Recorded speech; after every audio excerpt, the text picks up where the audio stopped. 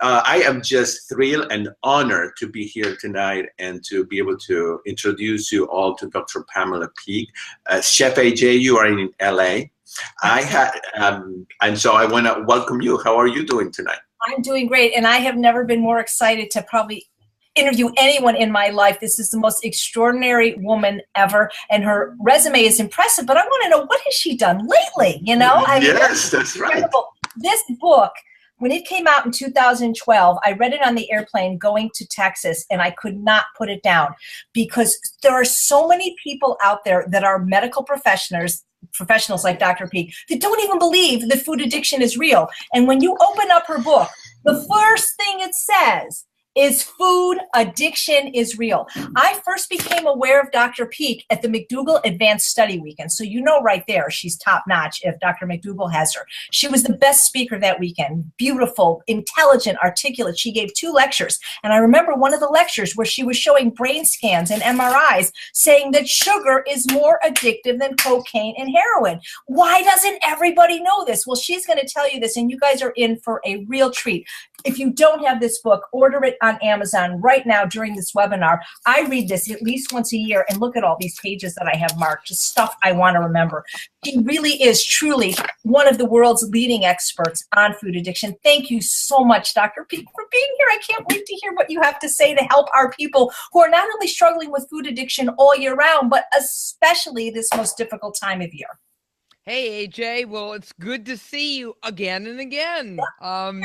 Needless to say, and you'll be on my Her radio podcast as well, because it's all about communicating to everyone back and forth and up and down. So this is going to be a lot of fun, and we're going to have an opportunity here to be able to help people understand what's going on with their addictive like eating and binging.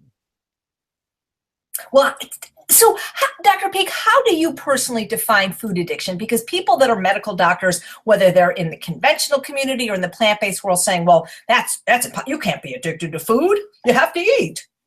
Okay, well, maybe they need to start reading science. I'm just saying. Because, geez, the science that I revealed in the Hunger Fix came from my neighbors here. I'm actually right outside of Washington, D.C., where the National Institutes of Health is.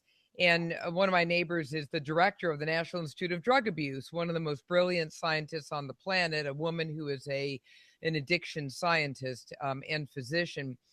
Is that Nora Volkow? Nora? Dr. Nora Volkow. And she herself had addiction in her family, and she's always been fascinated with it and really wanted to try to understand it.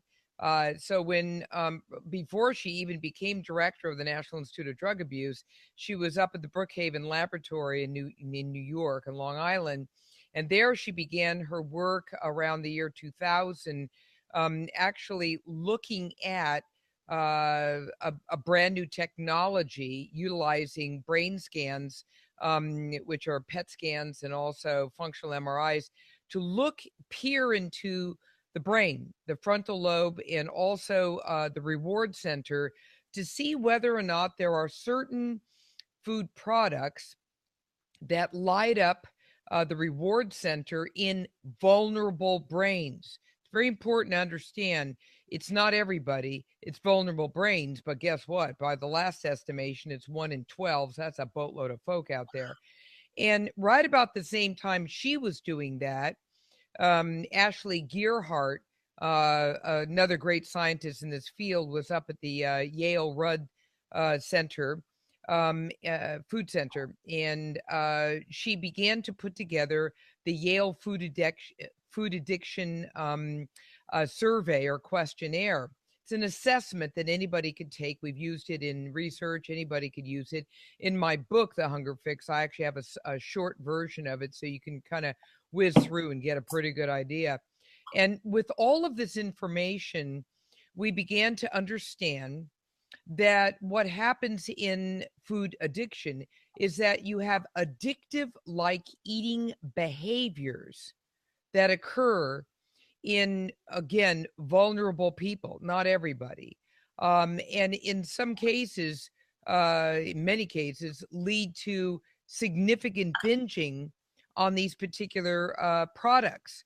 Then we began to understand, who are these vulnerable people? As it turns out, the vulnerable people were picking up what we call the hyperpalatables. I'll give you a hint. It's not tuna on a bed of greens. It's more like a sugary, fatty, salty food combos, or just alone, and the grand majority are refined and processed. And we found that vulnerable brains were those oftentimes who had addiction in the family. They may or may not have it themselves, but they definitely have it in the family line, in the genetics. That's the first thing. But you don't even have to have that. That's just something that, amps up your vulnerability. Second thing is a history of abuse or trauma during childhood and adolescence. This is brilliant work done by Susan Mason at Harvard University, looking at the nurses study. That was a gender-specific study, women. And they found that, get this, if you have a history of abuse or trauma as a child or an adolescent, your chance of having addictive eating behavior goes up 90%. Because what are you self-soothing with anyway? You're 5 years old. It's not like you're reaching for methamphetamine. I mean, the two most primal rewards in human beings, the two most primal rewards are sex and food. I ain't dealing with sex. 50 Shades of Grey took care of that. Food, however, is a whole different ballgame. And when you're a child or an adolescent, you reach for the food. As you get older, obviously, you may be mixing this and crossing over with drugs and cigarettes and alcohol and all the rest of it. And then another thing that happens is a trauma at any point in life. Very common when women have been sexually abused or there's domestic abuse, that their rate of addictive-like eating behavior also increases. So it's kind of what we call toxic stress, where you feel helpless, hopeless, and defeated, and then you self-soothe with food. But you see, AJ, as I've explained to you before, and I made very clear when I wrote The Hunger Fix, there's two things going on. It's a psychobiological phenomenon, meaning that there's a biological, which obviously means everything from the genetics to what happened to you, as you were growing up. But there's something else that goes on. When you're beginning to, eat these refined and processed foods, especially refined sugar, you're setting up changes in the reward center of the brain that we can actually see. Those were the brain scans that you referred to earlier. And the changes that you see in the reward center are precisely the same changes that you see in drug addiction and alcoholism. They're indistinguishable. What it means is that the brain becomes tolerant over time and it begins to change. It reduces the number of dopamine receptors that allow you to feel pleasure, so you develop tolerance. So one cookie's not enough. 28 don't even touch it. And it's the same thing that happens in drug addiction and alcoholism. We're really seeing this. A very recent study just came out about 3 weeks ago, because you were really staying on top of this, came from Ashley Gearhart's lab. Now she's at the University of Michigan. And what it showed was that it's not apples or oranges that's doing this to you. It's processed and refined foods. Now, this is what I ranted and raved about in the first place when I wrote the book and did the early research. But now we have proof by a lot of the credible, peer-reviewed, evidence-based science that's coming out, especially from Ashley's laboratory. So we now know that this is a real phenomenon, and it has both biological, like the anatomical changes that take place in the reward center basis, as well as psychological. I mean, how do you feel? Helpless, hopeless, and defeated. you're mystified. What's going on with me? I feel like my body's been taken over by something. It's almost an out of body experience. And then you try desperately, the same silly diets and, exercising for 95 hours a day. I mean, and what you're finding is that you're missing something. And that's where we really get into how you deal with this whole addictive like eating. So I'll stop there for a second. And AJ, did that make sense? Absolutely, Dr. Peeke. And just, I don't know if you can see the chat, but people are just going like, wow. And Mary says, okay, so am I doomed? I've been overweight since I was little because of childhood abuse. Is it possible to rewire the brain after trauma? I think it is, because I have all the markers you said, history of addiction before me, abused in early childhood.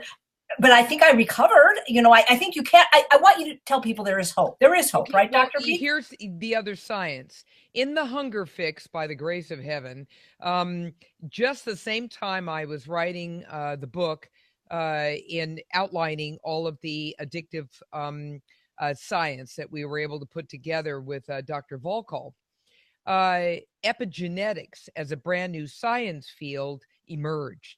And oh boy, this is the most exciting field in the 21st century thus far. So you want hope? Honey, I got hope for you. Now, here's the way it works. The brain is plastic. If you mess with the reward center or the frontal lobe or anything for that matter, you can definitely turn it around. What we found is that DNA is not destiny.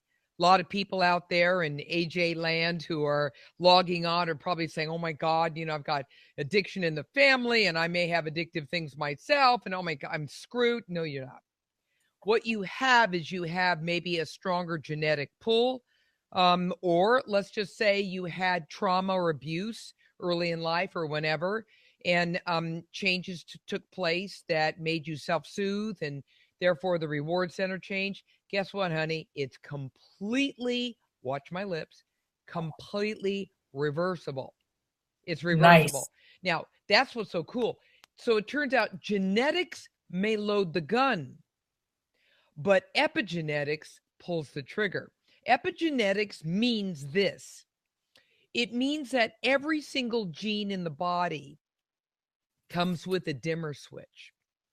And that dimmer switch can be played with by your environment and by your lifestyle choices. So even if you were born with heinous, genetics, one way or the other, heart disease, obesity, whatever the situation may be, you can still change it.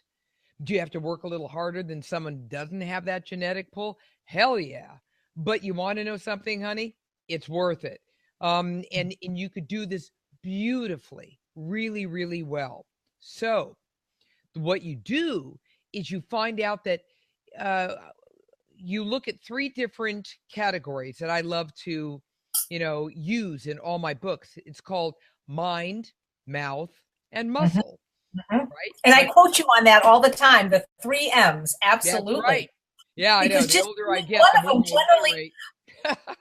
And what a lot of people do, Dr. Peeke, unfortunately, is just focus on the M, the first M, the mouth, which is great. You need to get the food right, but they ignore the other 2, and you can't just heal just by changing the food. You have to do other. No, you got to have all 3. Folks, listen up. 3, mind, mouth, and muscle. All right. Now, maybe of the 3, you're pretty good at 1 or 2, and then the other one's like, nah, not so good. All right. That's the one you really got to work on. Now, let me just tell you what happens. When you deal with, let's just say, the mind, a lot of people blow off the mind like whatever, it's just about what I'm eating in the kitchen. Wrong. All right. When you go inward, when you meditate, when you're introspective, right? When you sit there and breathe and you're calmer, guess what you do? You change gene expression. Remember the dimmer switch? You're messing with the dimmer switch in a positive way. So you decrease inflammation throughout the rest of the body. You change appetite. You're able to stay calmer and more focused, right? And you're able to increase the strength and power of the frontal lobe, which is the CEO of the brain, right behind your forehead, right here, okay, that reins in impulsivity, which is obviously the basis of addiction, right? So a simple thing, like even if you started with 5 minutes twice a day, rock on, because you're starting to lay down a powerful foundation and you will feel it. I've used, I'm one of those cherry pickers. So I've learned transcendental meditation. I know mindfulness. I put it all together. I use prayer. I put it all together, right? And I like to customize something just for myself. And it works. I do it in yoga. I do it in a walking meditation or a running meditation, however you want to do that, one way or the other. It simply works. Okay, now that's the first thing. That's the mind part. Focus, calm, breathing. It's huge in what it does. Now, let's quickly go to the physical activity part, the muscle part. Honey, just assume the vertical and keep moving. All right? You don't have to join the Olympics. You don't have to get fancy schmancy here. Walking does the trick beautifully, so long as you do it regularly. Once a month? No. Every flippin' day, consider a walk or something like that a gift to yourself. Do yoga, do Pilates, do a mix mash of everything. I don't care. Customize something, but flippin' do it. And that's what's so important. Why? Okay, you're going to love this. Sit down, relax, listen to this one. Who wants a bigger brain? Me. Okay, when you do physical activity, science shows that what you do is you actually build more brain cells. It's called neurogenesis. Neuro meaning the brain cells, genesis making more. Now, we've already looked at brain scans. We found that people who do nothing more than simply walk an hour's worth a day, in other words, you can accrue that over time, are actually able to grow more neural circuitry, which will supervene over the old circuitry with the bad habits. Get the point? It's like building a super highway over the bum highway that you don't want to be using anymore.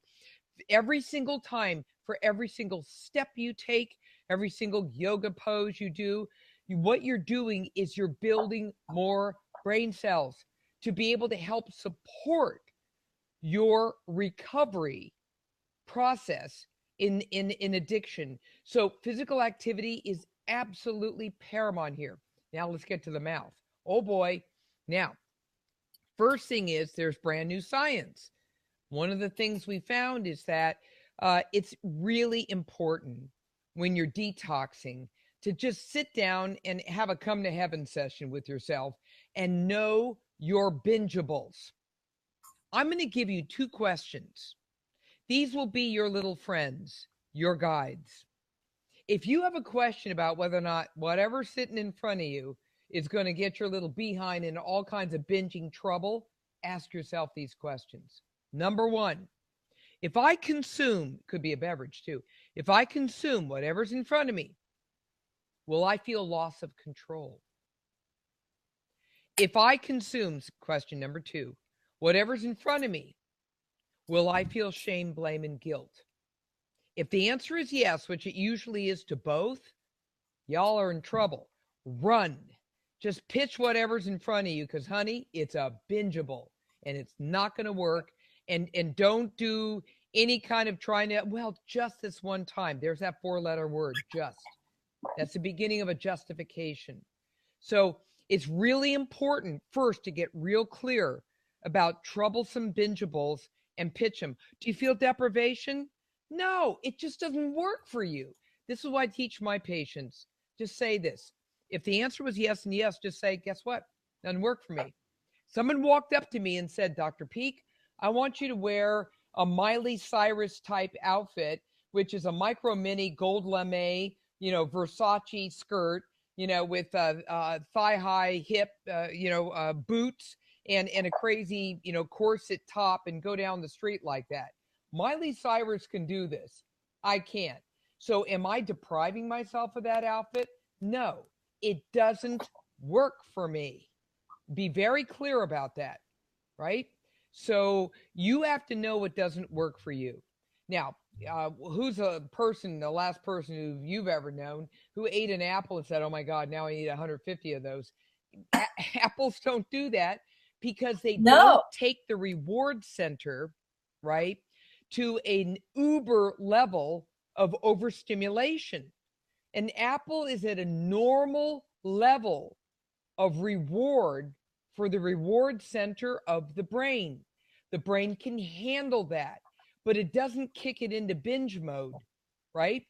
But, Right. things like refined sugar and processed, products and refined products, most of those things have a boatload of chemicals, preservatives, as well as tons of refined ingredients, sugar being one of the biggest ones of all, that take your reward center to an uber level of stimulation.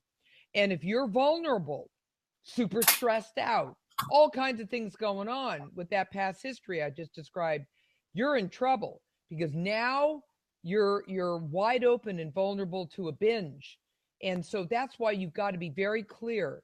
And then when you sit down with your food, AJ knows better than anyone how to be able to cook up the foods that really work. There are great substitutes for the trash out there. It's whole foods, whole foods.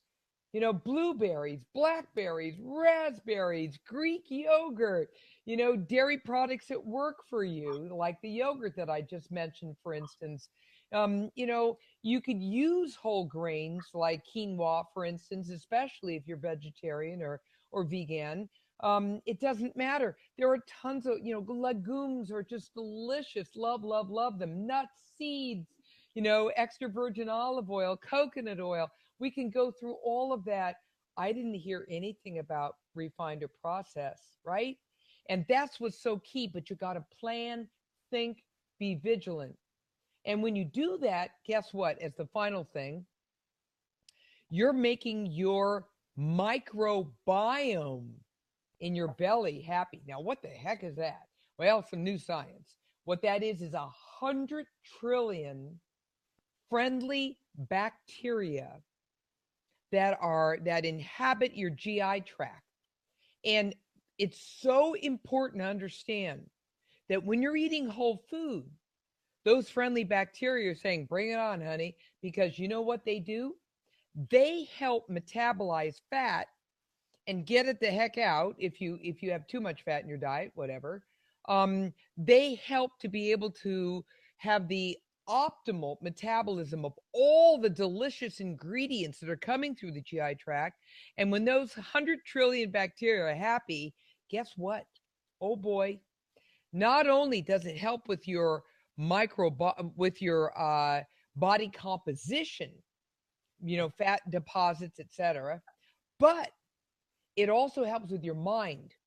Through the vagus nerve, there is a beautiful pathway to the brain from the microbiome. Did you know that 90% of the mood modulator, the calming chemical serotonin, is actually secreted by the GI tract, by your microbiome? 90%. So if you're eating trash, guess what you're doing? You can hear them screaming, going, "Lord, you're killing me down here." And you are. You're wiping out massive flora down there with trash. You're increasing inflammation, giving yourself a leaky gut, and you're decreasing serotonin, which makes you more prone to depression, especially if you're a woman, because we're kind of low on serotonin anyway compared to men. Who needs that? So if you're eating well, whole foods, the beautiful things that AJ always talks about, then it elevates energy and mood. It makes you feel phenomenal, phenomenal. So you get a mind body out of all of this, mind body out of physical activity. Who didn't feel good after a nice walk in the park, let alone growing a bigger brain? Who doesn't feel better when you eat really well? Okay. And your microbiome is extremely happy. Who doesn't feel good when you take a moment of introspection and you do that in meditation? All three of those affect gene expression and make it 50 times easier for you to be able to have a sustainable lifelong recovery from binge eating and addictive eating. So every thought you have, every mouthful, every step affects your gene expression and your destiny. Wow. That's beautiful. I'm just like my jaw's dropping, and people are just, what you said, those two questions are going to stick with me always, because when I think about it, Dr. Peeke, there's never been a single fruit, vegetable, whole grain or legume or potato where I have felt shame or guilt for consuming, or thought that I was going to lose control of. It's never the natural foods. It's the franken foods. It's the sugars and the flours and the alcohol and all those hyper palatable things. It's so amazing. Julie wants to know, how long does it take to change our microbiome if we've been eating these refined foods till it improves? Immediately. Okay. So you can shift the bacterial flora almost immediately. And it's really, really, really important for you to understand that, again, this is all reversible, but you can't just, abruptly keep changing. That's why binging and yo-yoing all over the planet is not the world's greatest. You've got to give all of the different, there are 10,000 different species in the 100 trillion bacteria.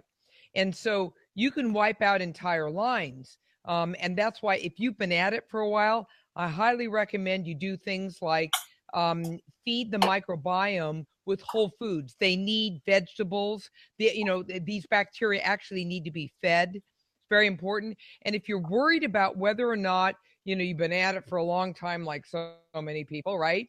And whether or not those lines are looking pretty ugly, and even if you're trying to feed, that I would use some probiotics. Probiotics are very important, and they tend to be very effective at repleting and replacing a lot of the bacteria that have been wiped out. And you don't need them forever, but if you've been really at it for a while, I'd probably use probiotics for about a month or two. And they're all over the place. I use the probiotics that are recommended by a Dr. Robin Chutkin. And she wrote a book, just look it up, Microbiome. Yeah, Gut Bliss. And she also wrote one called Microbiome. She's written a couple of them, and it's Chutkan. And she's actually one of my neighbors here in Washington. She's a gastroenterologist, and she has a special formulation that has, I believe, 50 billion as her dosing per probiotic. And so just look at her website, Robin Chutkin, and that's probably where I'd go, because she's pretty credible. She's a Hopkins a physician, and so I kind of go where people are who have published in the field and have done a really great job. So that's what I would do. So there's hope. There's hope. And by the way, I wrote a piece for, you could look up my name, just put Dr. Pam Peeke, and then put Friends with Benefits. That's what I call the microbiome. I wrote a really cool blog, cool. And that was for, I believe, Huffington Post, as well as prevention. It's called Friends with Benefits, and it has a beautiful summary of what you want to do with your microbiome. So please look it up, because it's sort of a cheat sheet and a simple summary for you.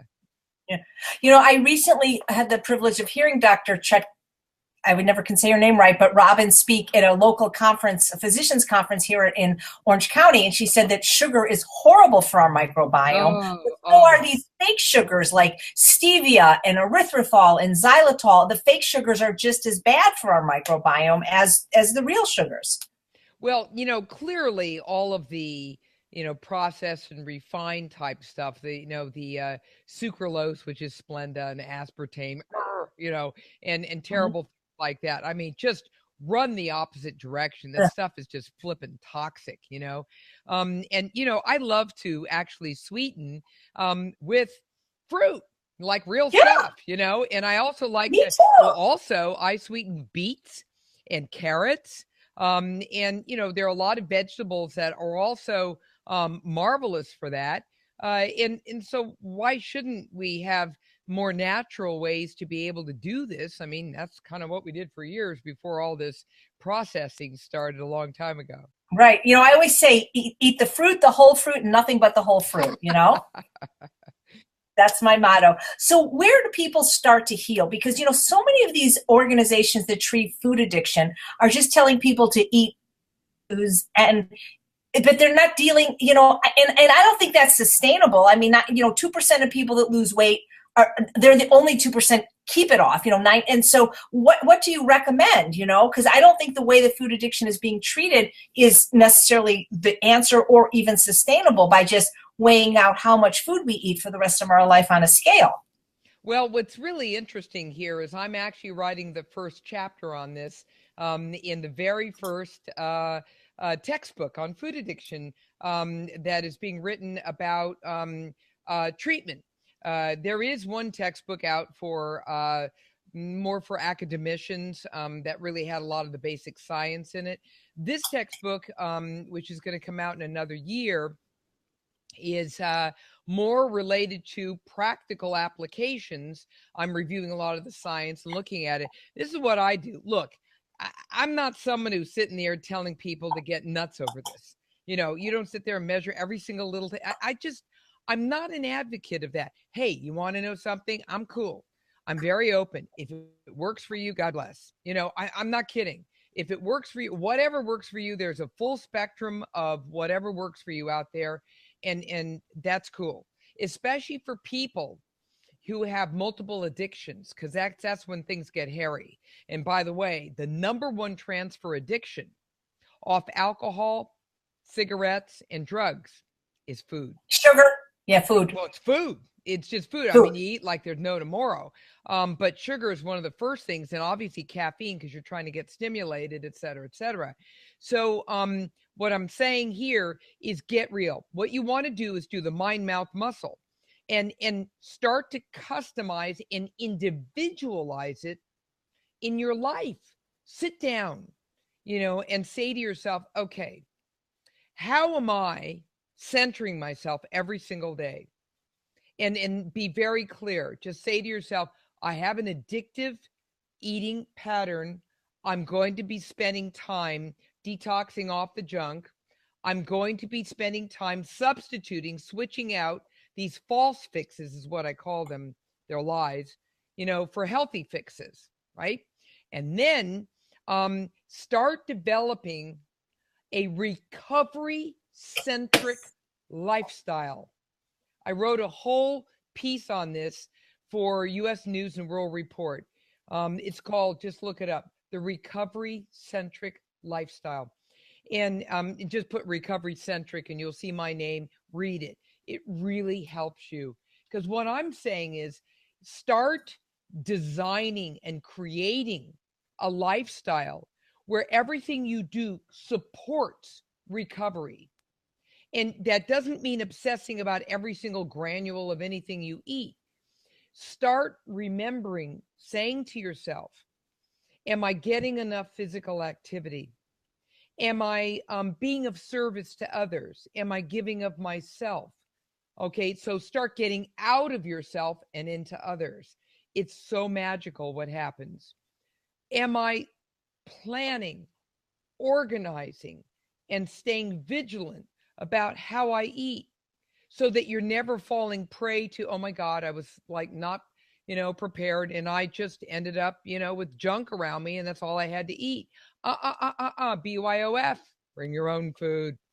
I always have my almonds. I always have my walnuts with me. I'm always armed and dangerous with healthy food. I bring fruit with me. And it's just really important to understand that there are ways to be able to navigate the battlefield out there and make it work without turning yourself into a crazy person. I really feel that it's important to understand that food addiction itself covers a wide spectrum. Let me make sure you understand something about the science behind this. When you have heroin addiction, cocaine addiction, when you have a methamphetamine addiction, all right, it's either A or B. You're either on the stuff or you're off. There is nothing in between. We're not doing moderate amount of cocaine. It's not happening. Okay? So we're very clear about that. When it comes to food, it gets fuzzier. In my book, I actually have a chapter that addresses the whole issue of what do you do as you move forward, from detox through beginner recovery into master recovery. When you've really spent some time now practicing, honing, refining how you create this recovery-centric lifestyle for yourself. Will you, be able to be faced with a wedding with, the big cake and all that? Can you handle being within that kind of environment? The answer is, of course, yes, because you've been practicing, and your frontal cortex, which is your CEO of the brain, can handle it. It's more powerful now. Because during addiction, when you're binging and when you're in full-on addiction, this part of the brain is impaired. It's very difficult to make the right decisions.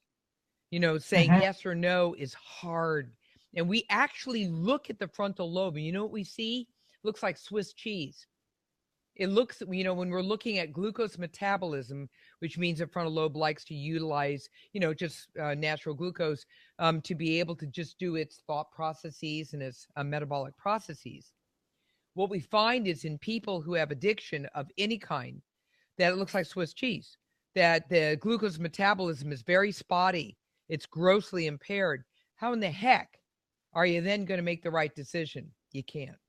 And that's why it is imperative to do mind, mouth, and muscle, all three, because you've got to be working at this in a very realistic way and customize this so it works for you. And that's what I brought out in the Hunger Fix. I really wanted to make sure people understood that there's a way to be able to individualize this, and that there's a whole spectrum of people. Some of my roughest people in food addiction are a size 4. They're tortured with this stuff. They hammer their bodies daily, and yet they don't look like that. And then on the other end of the spectrum are the people who have significant problems with obesity. It's very overt. You could see the issue. And, for them, binge eating has really, turned into a very significant issue. The brain scans of binge eaters show the precise changes we see in food addiction that Nora Volkow showed. And those are the scans that Ashley Gearhart first published about 8 years ago. So there you have it. Well, so Dr. Peeke, you had mentioned that people with significant history of trauma and abuse are more vulnerable to this disease. And I hear that a lot from participants in the Ultimate Weight Loss Program, or they say, well, they eat these foods because they're stressed. I mean, nobody, when they're stressed, eats steamed broccoli, What, other than mind, muscle, and mouse, how do they heal from trauma? Like, are there certain types of therapy you recommend? Should they do that first, or should they do the food plan first? Like, how would you attack this with a patient? Like, you got to do it all. You got to do it all at one time, AJ. I'm going to recommend a book you are going to love. Are you ready? The guy's name is Bessel, B as in boy, Essel, Van, V-A-N, Der, D-E-R, Kolk, K-O-L-K. And it's just extraordinary. It's called The Body Keeps the Score. The Body Keeps the Score. And Bessel van der Kolk is one of the world's renowned trauma experts. He has a trauma center outside of Boston in Massachusetts. And this book is so remarkable because it tells you what happened to yourself. And it has chapters that literally describe the different kinds of trauma and what happened. then he recommends the same stuff I do. Now, obviously, I deal more with, the food and the rest of it. He is a monster advocate of yoga, as I am. And there's a really interesting form of yoga, and you might want to see whether or not it's available in your particular locale. But there's a book about it, and it's called, it's basically trauma-based yoga.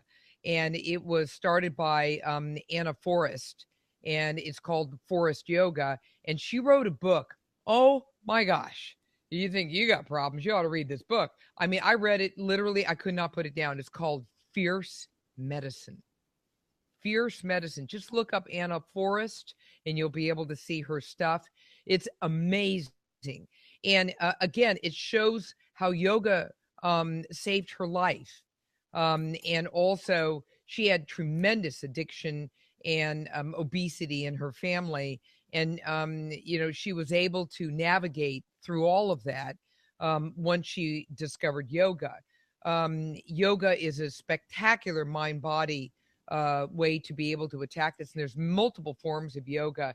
Even if it's just the breathing, what we call the pranayama, it affects the ability to be able to stay calm, focused, and vigilant. So and the other thing I would highly recommend you do, okay, is find a trauma therapist in your locale. Don't be getting someone who, like does couples therapy. No, do trauma therapists. There's a whole, if you go to the American Psychological Association, they have a whole trauma-based therapy, category and division. But you can also just ask around in your local, your state or your county psychological association. They'll be able to point you in the right direction, or quite frankly, just Google trauma therapist in your locale. Just put your, city or town, and up they'll all pop, and then just start, rolling down and seeing who has a background that makes sense to you. But you need trauma-based therapy. That's a very different kind of therapy than a lot of other therapy. I would do that at the same time, you're doing like a hunger fix type program and eating your beautiful food, AJ, and being physically active. It all rolls into one, and one literally feeds into the other. It's a package deal. I look at you, Dr. Peeke. People are saying how charismatic you are, how beautiful. Have you ever struggled with this? And if not, why the interest? Because, you don't look like you could have ever been overweight. When I was growing up, I did have trauma, and I self-soothe with food, and have the full story of how that happened. And over 50 pounds later, there I was, obese. And because I was able to access excellent resources to be able to help me with better eating and with physical activity, which I was always a jock, but trauma kind of knocks you off course. I was able to put it all together. I actually went to the University of California at Berkeley, and that's when I really put it all back together again. And one can only imagine at Berkeley, we had the wonderful food co-ops. Oh, AJ, you would just smile. We had such beautiful farmers markets and everything. And the environment there was very, very conducive to eating extremely well. And I was very fortunate to be able to begin my healing process when I went off to college to do that, and never looked back. So really important to understand that, of course, there's hope. I've lived through it, been there, done that. And I did later on get excellent trauma therapy, and it really, really, really works. I'm a human being just like you, and I've been through this. And I'm just telling you right now that both as a physician, a scientist, and a human being, that if you can just listen to my words, there is tremendous hope. You can deal with this, and you can enter lifelong successful recovery. I love that. I love that. You can enter lifelong successful recovery. And I believe it too. So we have two great questions from the participants. I'll read them both to you. Aaron wants to know how you feel about OA, Overeaters Anonymous. And Julie wants to know how you get people in your family that don't struggle with food addiction to better understand it, especially when it's a child or a spouse. Because a lot of people think like, oh, what's the big deal? We can have donuts in the house because they don't bother me. So too bad for you. Okay, so the OA issue. The way I look at OA is it's an option. If it works for you, God bless. If it doesn't, move on. Mm-hmm. You know, it's an option. There's a wide spectrum of options out there, and OA is one of them. And so actually, there are a number of ideations of OA. There's Recovery Addicts Anonymous, and some like others. RFA, Recovering Food Addicts, Food Addicts in Recovery. I mean, there's a whole bunch of them out there that as I'm saying this, just try it. If it works, fine. It's exquisitely variable. And do remember, these people are not nutritionists. They're not registered dietitians. They're not experts. All right. What they are, and I think I've heard this from most experts like myself, that one of the things that you will get if you are interested is camaraderie and some group support. But, don't look for specifics beyond that, because, all you're going to get is anecdotals. And that's kind of not where we're going. I like to go with science-based stuff, but hey, group support is awesome. And OA is an option. Like I said, try it. If it works, it's just exquisitely variable from group to group, from place to place. All right, let's go to nobody understands you, right? And you're sitting here tortured with all of this stuff, and people are walking around you who, don't get it at all, may never have the problem, or are in denial. Maybe they themselves have the problem, but just don't want to deal with it. And they're like, you're a problem, and, I'm not going to. What you need to do is exquisitely important is get with some really good communication. Okay. Sit down with at least one kind of user-friendly person. Maybe there's 5 people involved, but one is sort of closer to you and maybe will listen, and tell them, would you, if there was an alcoholic in the house, would you, allow that person to drink alcohol? The answer is, of course not. Would you empathize with that person and not keep alcohol around? Yes. Okay. And so you have to tell them that this is a real phenomenon, that this is a disease, that this is something that is affecting your mental health and your physical health. And all you're asking is to be able to maintain a user-friendly environment around you, so that, people are sensitive to this. I'll give you a little hint. My husband, who's in magnificent shape, and is an athlete and everything, he's a food addict, big time. And I have never, in all the years we've lived together, it says married couple and all the rest of it, I've never once kept ice cream or cookies or anything like that in the house. I can't, because this would set him off. And he keeps up a fairly disciplined way of eating and back and forth. And of course he has an occasional treat, this and that, but he learns how to, control that.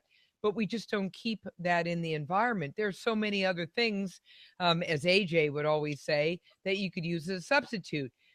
Is that a problem for me? Nah, what do I care? If I wanted something that was not a bingeable for me, but was for him, I have it outside the house. I don't bother him with it. And so I work around that. I navigate. It's all about communication. It's about compassion. It's about empathy. And, you might want to show them my book, or have them listen to AJ's work, and just say, look, this is real, and I need your help. Reach out to them. If you come off like, you're a real, angry jerk or something, that's not going to work. If you draw them into you and say, please help me. I'm asking for your support. You know what I'm saying? Does that make sense? I sit down entire families. I say, look, do you care about this person? Do you really love this person? Then if you do, then what you're going to do is help create an environment within which this person can live and be able to live in recovery, because what's happening to them is destroying them. And it makes them so sad, and it'll make them very sick if it hasn't already. So come on, let's all band together. We do this all the time, right? And if you do that like that, it's really important to know that it's highly successful. Oh my God, you're amazing. And now we have somebody here from Baltimore. Do you still see people? Could people work with you or go to see you? I don't know what you do, All full you have to time. do is go to my website, and my website is drpeeke.com, DRPEEKE.com, and there's a contact us form there. Just fill it out and say, hey, I heard you on AJ, want to work with you. Fine. So, My so you actually are in practice. Somebody could conceivably see you if they wanted to. What I do is I help coach them right through that recovery process in a heartbeat and a half. The other thing I highly recommend that everyone do is race on over to my Facebook page, which is, again, Dr. Pam Peeke, and that's Peeke. And what you're going to see there are ways to be able to communicate with me, especially on my posts. This is a professional page, but of course, I'm always personal with all of you. And you'll see that I answer the comments. Oh my gosh, who knew? I take it very personally. I educate right and left, and I constantly talk about these same things. And I bring you up to date on all of the latest science when it comes to mind, mouth, and muscle, all the way through the entire spectrum. So it's really important to know that you can access me through my website at drpeeke.com, and also my Facebook at Dr. Pam Peeke, and also I'm obviously on Twitter at Pam Peeke MD.